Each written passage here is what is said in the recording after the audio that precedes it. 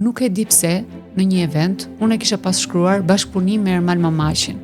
Dhe të betohem, nuk kisha asnjë lloj kontakt. Do flasim pak për pjesën tonë profesionale. Po.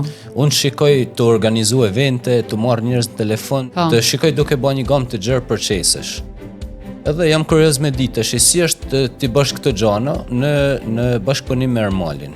Unë e kisha pas shkruar këto qëllimet që vendosen, sidomos në trajnime. Domethënë, është një ushtrim që ti duhet të vendosësh objektivat dhe qëllimet dhe dëshirat që ti ke. Dhe nuk e di pse në një event unë e kisha pas shkruar bashkëpunim me Ermal Mamaqin. Dhe të betohem, nuk kisha asnjë lloj kontakt, as nuk e dija se si, as nuk e dija që do bënte këtë gjë, ka qenë 2019-a.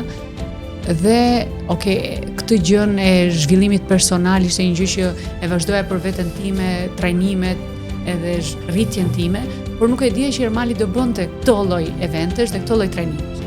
Dhe universi, Zoti, krijuesi, rrugtimi, gjithçka që secili mund ta quaj, i sjell gjërat që ti ta marrësh atë gjën që dëshiron. Ky podcast është sponsorizuar nga Ermal Mamaçi Training, kompania e cila suporton misionin ton për promovimin e vlerave dhe sipërmarrjes në Shqipëri.